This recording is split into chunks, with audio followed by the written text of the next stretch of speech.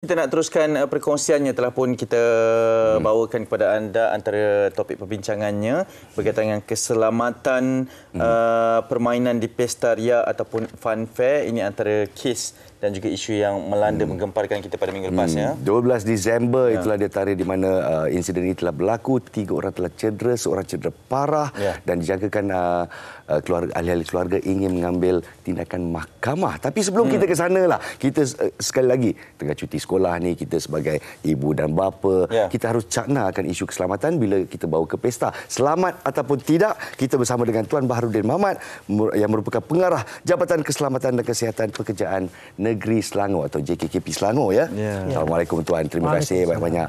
Dan saya pasti Tuan pun risau gundah gulana juga apabila insiden seperti ini berlaku ya. Jadi kepada anda penonton di luar sana, jikalau ada kemusykilan tentang isu keselamatan di pesta ini, silalah berkongsi pendapat dengan kita 77261603 atau boleh kongsikan pendapat di Facebook dan Instagram. Ya, Tuan, mungkin kita boleh mulakan dengan perkara yang berlaku.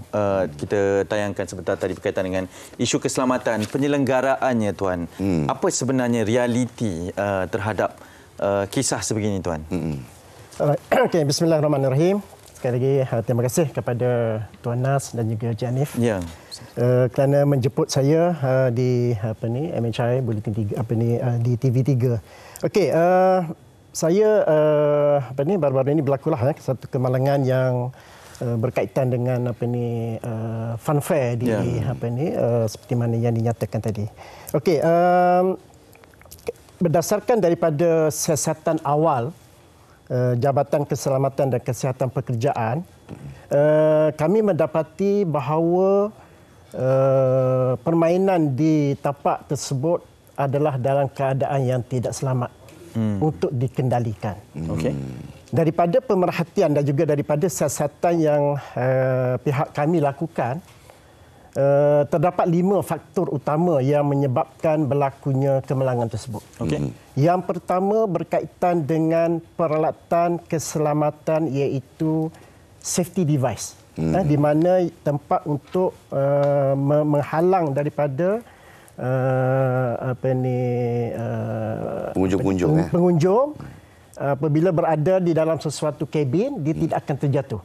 So daripada pemerhatian didapati bahawa alat tersebut tidak berfungsi dengan baik. Itu yang pertama sekali. Ada tetapi tidak berfungsi. Tidak berfungsi dengan baik. Okey, yang kedua adalah berkaitan dengan reka bentuk sendirilah. Okey, dari segi reka bentuk, iaitu jentera yang dipanggil octopus ride ataupun sotong ride. Dipanggil sotong ride. Di mana pada masa kami buat siasatan, dalam satu lengan, kita panggil satu lengan dalam octopus ride ni, dia mengandungi 4 kabin, tapi hanya dipasang 3 kabin saja. Jadi dekat situ kami dapati bahawa dari segi keseimbangan beban bagi pergerakan lengan satu tadi adalah tidak terkawal. Wow. Di mana satu lagi faktor utama yang kami temui ialah dari segi beban yang ada di dalam kabin tersebut tidak dinyatakan berapa sebenarnya berat ataupun pengunjung yang boleh duduk di atas di dalam kabin tersebut. Berat maksimum. Berat maksimum lah. Walaupun kalau kita tengok dari segi kedudukan dia memang boleh masuk 2 orang saja. Tapi sebenarnya bukan 3 orang yang tercampak. 2 orang saja yang daripada kabin tadi tercampak dan salah satu seorang lagi penonton telah ditimpa apabila kedua-dua mangsa tadi terjatuh. Daripada siasatan kami juga, kami dapati bahawa tali pinggang keselamatan sendiri pun tak ada. Allahu Akbar. Di dalam kabin tersebut. Jadi banyak kesalahan di sana. Banyak kesalahan kalau kita tengok daripada siasatan yang kami lakukan. Dan yang terakhir sekali ialah pihak penguasa tempatan sendiri pun belum lagi mengeluarkan kelulusan pun ke atas pengendalian tersebut. Untuk ianya dilaksanakan? Untuk ianya dikendalikan. Jadi dia beroperasi secara haram. Pesta Ria tidak mendapat kebenaran daripada pihak MPKS. Polis pun tak ada. Daripada JKP pun tak ada. Jadi apakah saranan kuasa JKP? Apakah tindakan yang boleh diambil terhadap pengusaha-pengusaha ini yang memang tegar lah orang kata? Daripada siasatan tersebut yang berlaku di Esplanade at Eco Grande Puncak Alam. Betul. Apabila kami menjalankan siasatan, kami telah mengeluarkan 7 notis. Okey. Okey, 7 notis di mana kami dapati bahawa jentera-jentera yang berada di dalam tapak tersebut, dia hendaklah membutuhkan sijil pengakuan kelayakan daripada kami. Sepatutnya. Tetapi tidak mohon ataupun tidak diminta untuk kelulusan. Okey, dan juga kami di pihak jabatan melihat kepada keseluruhan tapak kerja tersebut juga kami sita, di mana kami melihat kepada pengurusan keselamatan adalah teruk. Kerana dari segi sistem macam mana pengunjung untuk naik, macam mana dia membuat penyelenggaraan, macam mana dia membuat pemeriksaan, tidak dapat dikemukakan semasa kami menjalankan siasatan tersebut. Okey, Tuan. Itu antara analisisnya, itu antara perkara yang berlaku dan mungkin antara pendedahan-pendedahan ini mengejutkan kita sebagai orang awam. Dan apabila bercakap berkenaan dengan orang awam, kita bukanlah untuk menidakkan, kerana ini mungkin antara aktiviti yang boleh dilakukan, yang kita nampak yang senang untuk kita akses kan. Sebab Pesta Ria ini kadang-kadang tepi jalan je depan rumah kita apa semua. Macam mana sebagai orang awam kita nak tahu bahawa ianya selamat, ianya diluluskan, ianya menepati piawaian untuk kita pergi ke sebuah fun fair ni, Pesta Ria ni. Kerana saya percaya ini mungkin satu contoh yang tidak baik berlaku. Malangnya terjadi kepada mangsa. Tetapi banyak lagi Pesta Ria yang baik diselenggara dengan baik. Dan macam mana kita nak tahu kriteria itu dipenuhi, Tuan, untuk kita pergi bersama dengan keluarga? Kita tidak nafikan mana-mana tapak pesta yang orang kata yang beroperasi serta-merta ataupun dalam tempoh yang terdekat ni memang akan mengambil masa yang lama untuk mendapat kelulusan daripada pihak berkuasa dan juga daripada jabatan. Tetapi sebenarnya mereka ni boleh dikatakan saban waktu, saban bulan mereka mengadakan tapak pesta di tempat yang berbeza-beza. Banyak lokasi. Banyak lokasi. Jadi apa yang di pihak jabatan kami lebih menekankan kepada pengusaha itu sendiri sebenarnya. Pengusaha itu mestilah orang kata cakna dan juga peka tentang tanggungjawab dia itu sendiri. Kerana kita tahu dan dengan keadaan sekarang ini telah banyak berlaku kemalangan-kemalangan yang mengakibatkan pengunjung. Jadi kita nampak supaya di pihak pengusaha itu memainkan peranan yang lebih penting. Untuk orang awam pula. Sebenarnya kami di jabatan ni kami lebih menekankan kepada pengusaha. Betul.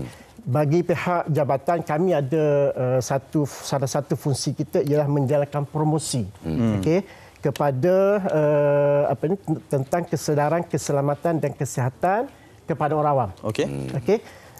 Dan saya rasa berbangga hari inilah kerana di pihak TV3 sendiri, kerana kami telah boleh orang kata menyebarluaskan tentang peri pentingnya penggunaan keselamatan ataupun di tapak pesta. So saya berharap dan juga memohonlah kepada orang awam yang hendak menggunakan ataupun bermain di pesta ni, lebih-lebih lagi dalam masa cuti sekolah sekarang ni, supaya lebih peka tentang prosedur keselamatan yang telah diadakan oleh pengusaha tadi. Maksudnya kita cakna dengan apa yang mereka dah apply ke tidak. Mereka yang dah diluluskan ke tidak. Kan? Kalau tali pinggang kita tak masuk betul-betul, kenapa tali pinggang ni tak masuk betul dan sebagainya. Tapi saya nak mungkin utarakan sesuatu yang mungkin agak sensitif. Kalau kita cerita tentang pengusaha inilah yang membawa pesta-pesta ini ke kawasan desa, kampung dan sebagainya. Merata. Dia dah keluarkan duit. Dia dah keluarkan modal dia. Jadi kalau perlukan lebih duit atau lebih prosedur untuk dia set up fun fair ni, mesti ada di antara pengusaha yang mungkin tidak ikhlas dengan rezekinya dan mungkin akan cut corner. Jadi di sini, apakah tindakan JKKP untuk meneruskan bahawa pengusaha-pengusaha ni tak boleh culas, tak boleh kata lepas tangan tentang keselamatan. Tak boleh ambil shortcut ni, Tuan. Jadi mungkin JKP boleh memberikan penerangan dan juga penekanan. Terima kasih Anas dan juga Cik Hanif. Dalam rekod dalam jabatan sendirilah, terutama Engineering Tinggi Selangor, kita ada lebih kurang 80 tapak ataupun pesta yang Oh, banyak juga ya. Memang banyak. Banyak juga ya. Ada yang kekal permanent dan ada yang jenis tadilah yang berpindah randah. Ada kadang-kadang tu yang menjalankan hanya 1 hari saja. Okey. Sempena apa-apa hari perayaan dan sebagainya contoh. Betul. Okey. Sebenarnya kita ada satu garis panduan sebenarnya. Okey. Garis panduan tentang pengurusan keselamatan di taman hiburan. Ya. Peralatan di taman hiburan. Yang ini telah dikeluarkan daripada tahun 2008 lagi. Okey, jadi kami di peringkat jabatan boleh dikatakan senantiasa mana-mana pengusaha yang hendak mengendalikan apa-apa tema hiburan ataupun pesta ria ni, supaya dia menggunakan garis panduan Garis tadi. panduan ini. Sebab kami telah nyatakan dalam garis panduan tu Semua yang perlu dilakukan. semua yang perlu dilakukan. Jadi cuma di peringkat pengusaha ni saya nampaklah daripada pemerhatian mereka ni sebenarnya bukan pertama kali saja dia buat. Dia akan ada berterusan. Betul. Jadi apabila dia telah mendapat kelulusan dan dia telah tahu dari segi keperluan perundangan, saya rasa tak akan menjadi masalah. Betul. InsyaAllah. Okey, Tak baiklah. menjadi masalah. Kita ada soalan daripada penonton kita. Sedikit perkongsian daripada Tuan Haji Abdul Razak. Kalau tak salah saya. Assalamualaikum Tuan Haji. Assalamualaikum. Ji, Assalamualaikum. Selangor. Ji, silakan. Okey, saya nak beri nak beri sedikit pandangan ataupun mungkin pada Tuan Haji tetamu jemputan kita ni boleh buat sesuatu. Boleh Ji, ringkas saja ya. Ya. Dia ceritanya begini. Saya pergi satu pesta lah. Saya bawa cucu saya semua pergi. Lepas tu saya nak kena beli tiket untuk naik keretapi kan dalam pesta ni misalnya ada keretapi, ada buaian macam-macam kan. Betul. Jadi saya beli tiket tiga tiket untuk 2 orang cucu dengan satu anak saya yang akan naik bersama dengan cucu saya itulah. Okey. Kalau ikut logiknya, kalau kita beli tiket di kaunter tiket tu, dia akan bagi 3 keping tiket. Betul?